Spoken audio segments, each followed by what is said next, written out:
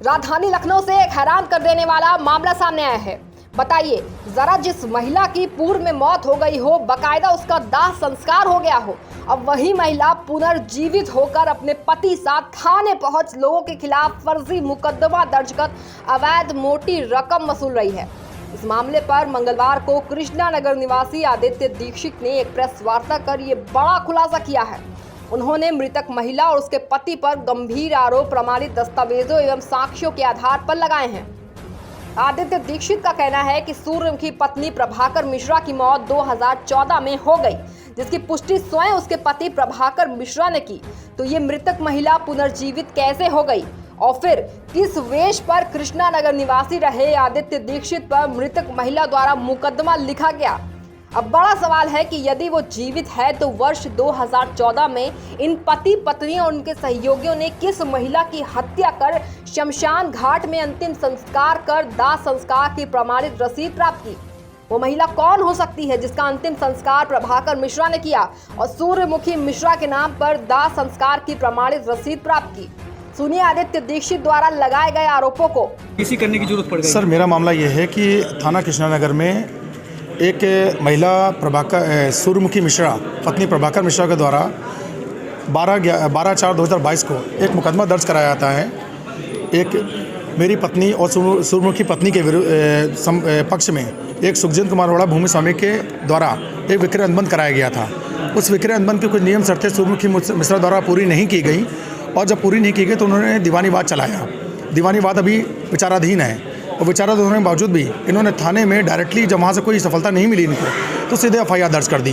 जब एफआईआर दर्ज कर दी और मेरी पत्नी, मेरे परिवार को उन्होंने इन्वॉल्व किया, तो मैंने इनके पुराने दस्तावेजों को खंगालना शुरू किया, जिसको खंगालने में मुझे कुछ ऐसे अहम दस्तावेज मिले जिसमें मैं देख के खुद चौंक गया कि जो सूर्यमुखी मिश्रा मेरे ऊपर एफआईआर कर रही वो 2014 में मर चुकी है और जिसकी दाह संस्कार का ये गंगा घाट फतेहपुर, ये प्रभाकर मिश्रा का पैतृक निवास है, ये वहाँ का दाह संस्कार का रसीद है ये। और एक विक्रय अनुबंध, एक बैनामा करते हैं प्रभाकर मिश्रा, उसमें भी ये दर्शाते हैं कि मेरी पत्नी की मृत्यु 21/12/2014 को हो गई है, जिनके मरने उपरांत मुझे बैनामा करने का अधिकार प्राप्त हुआ है।